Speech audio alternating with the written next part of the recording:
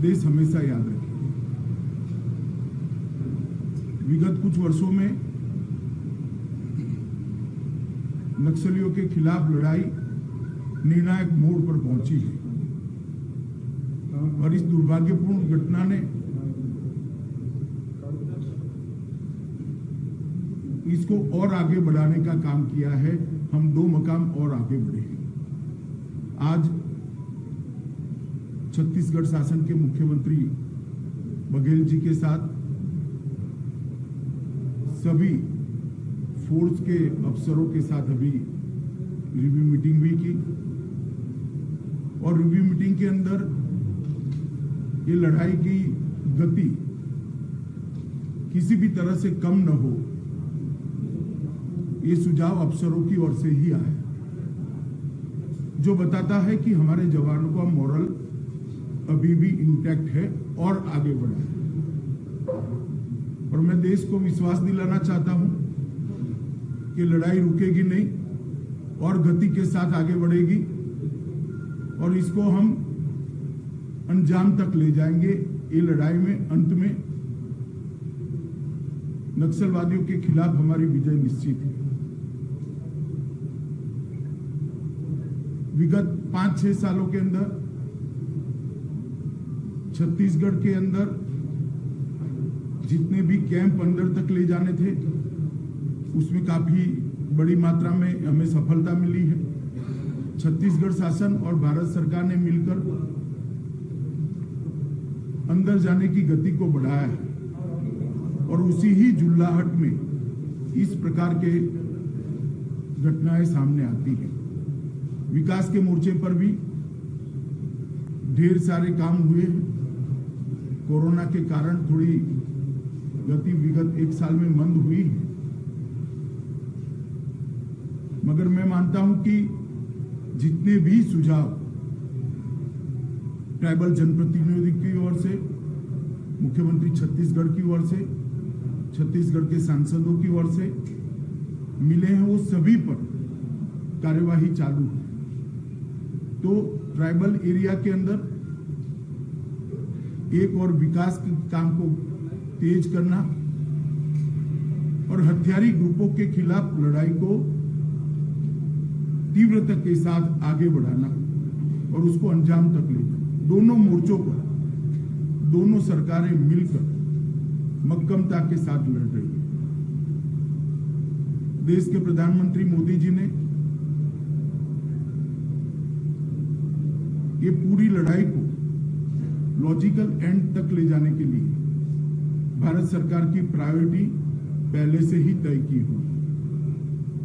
मैं आज छत्तीसगढ़ और भारत की जनता को विश्वास दिलाना चाहता हूं, ये जो घटना हुई है इसके बाद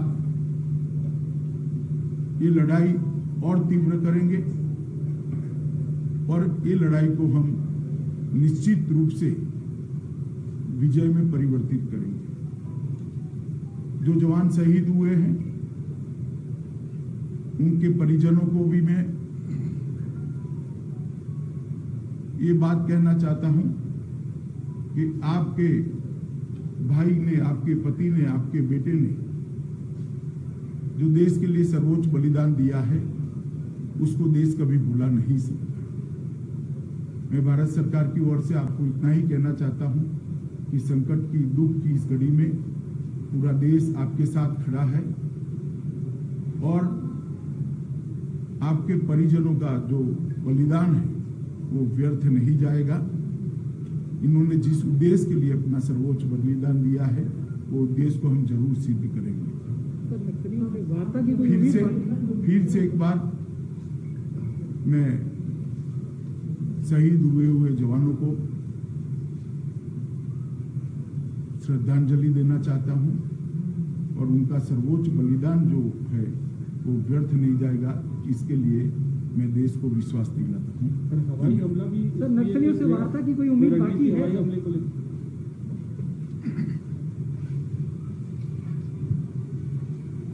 अभी जैसे गृह मंत्री जी ने आप सबसे चर्चा की और मैं भी जो शहीद हुए जवानों को नमन करता हूँ, उनके सर्वोच्च बलिदान को प्रणाम करता हूँ। साथ ही उसके परिजनों के प्रति संवेदना व्यक्त करता हूँ। परसों की जो घटना है वो निश्चित रूप से पूरे प्रदेश को, देश को झकझोरा है। लेकिन ये भी मैं कहना चाहूँगा कि हमारे जवानों ने बहुत ही साहस का परिचय देते हुए नक्सलियों का मुंहतोड़ जवाब दिया है। जबरदस्त ये मुठभेड़ मैं नहीं कहूँगा बल्कि एक युद्ध की स्थिति थी, जिसमें 4 घंटा तक के लगातार हमारे जवान लड़ते रहे, जिसमें डीआरजी के, एसटीएफ के, कोबरा के और सीआरपीएफ के जवान शहीद हुए, घायल भी हुए हैं। और पहली बार ऐसा हुआ है कि नक्सलियों की जो नक्सली मारे गए उसके लाश भी लाए और उसका हथियार भी लाए। ये भी आपने देखा कि मीनपा की घटना भी हम आगे बढ़ के उनके साथ लड़ाई लड़े और उनको भी क्षति पहुंचाए। लगभग 26 नक्सली उस समय मारे गए थे। इस समय भी बड़ी संख्या में नक्सलियों के मारे जाने की सूचना है। 4 ट्रैक्टर में वो लाशें और घायलों को ले गए हैं, ये भी जानकारी है। कुछ दिनों में वो संख्या भी सामने आ जाएगा, 2-4 दिन में। तो नक्सलियों को भारी क्षति इसमें हुई है। और ये वो एरिया है जिसमें जो उनका गढ़ कहा जाता है, उनका केंद्र कहा जाता है, और वहाँ हमारे लगातार कैंप खुल रहे हैं। मीनपा में पिछले समय घटना घटी, पिछले साल घटना घटी थी, आज हमारे कैंप खुल गए। तर्रेम में हमारे कैंप खुल गए। तो इस प्रकार लगातार बढ़ते जा रहे हैं और इनकी बखलाहट है जिसके कारण से ये घटना घटी है। और बहुत जल्दी वहाँ और कैंप खुलेंगे, जिससे जो माड़ के एरिया है उससे वो कट ऑफ हो जाएंगे। बीजापुर के इलाका जो नेशनल पार्क है उससे कट ऑफ होगा, तो वो बहुत सीमित दायरे में अब सिमट गए हैं। और भारत सरकार की तरफ से भी और राज्य सरकार की तरफ से भी जो विकास के कार्य हैं उस पर गति लाने का आवश्यकता है। सड़कें हैं और जो टेलीफोन की कनेक्टिविटी है और रोजगार के काम है, इसमें हम लोगों को तेजी लाने की आवश्यकता है। और इस दिशा में अभी बातचीत भी हुई है और सार्थक बातचीत हुई है। और केंद्र के बल और राज्य के बल के जो दोनों अधिकारी हैं उनके बीच में प्रॉपर समन्वय भी है और संयुक्त रूप से ऑपरेशन भी हुआ है और आगे भी इस प्रकार से होगा।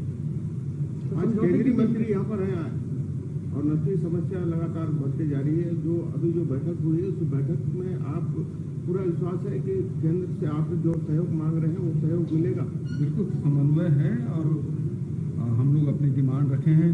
और जैसे जिस प्रकार से गृह मंत्री जी ने बताया कि ये कोरोना काल के कारण से कुछ विलम्ब हुआ है, मुझे पूरा विश्वास है कि हम लोग जो डिमांड किए हैं वो पूरा होगा। घटना को देखकर लग रहा है कि नक्सलियों के जो मुख्य गढ़ है वहाँ तक फोर्स पहुँची है जी। ये मतलब ये देखा जाए कि बड़ी उपलब्धि भी है। लोग मारे गए हैं, शहीद हुए हैं, अच्छी बात, मतलब बुरी बात नहीं है। लेकिन जो वास्तविकता है वो ये है कि ऐसा गढ़ जहाँ पर हरमा का क्षेत्र था वहाँ तक पुलिस तक पहुँचना ये अपने आप में उपलब्धि है। तो अब क्या लग रहा है कि कोई अपने को हवाई हमले की या हवाई उसकी अभी उस मामले में कोई चर्चा नहीं हुई है, लेकिन जो हमारी रणनीति है, रणनीति का खुलासा भी नहीं किया जाएगा। लेकिन ये है कि हम उसके मान में घुसे हैं, ये पहली बार हुआ। पिछले साल भी मीनपा पहुंचे, इस साल तर्रेम के आगे गए हैं, तो उसके मान में हम घुस चुके हैं और बहुत जल्दी उसको सफाया भी। एक जवान नक्सलियों के कब्जे में ऐसी जानकारी, एक जवान अभी मिसिंग है, ये जानकारी हमको। साथ ग्रे हाउंड सर्विस है जो आंध्र प्रदेश में काम करती है, यहाँ छत्तीसगढ़ में लागू करेंगे। तो एक जवान भी मिसिंग है। देखिए कई सारी चीजों के निर्णय हुए हैं। मैं नहीं मानता निर्णय सार्वजनिक रूप से चर्चा करनी चाहिए, मगर बहुत डिटेल चर्चा हुई है। और जैसा कि मैंने आगे भी बताया कि जिस जगह पे मुठभेड़ हुई वही बताता है कि हम काफी आगे पहुंच चुके हैं। देखिए जिस जगह पे आप आज श्रद्धांजलि दिए, पाटिल साहब ने दिए, आज आपने भी दिया, लेकिन आपने एक बात कही कि इसको अंजाम तक पहुंचाएंगे। ऐसा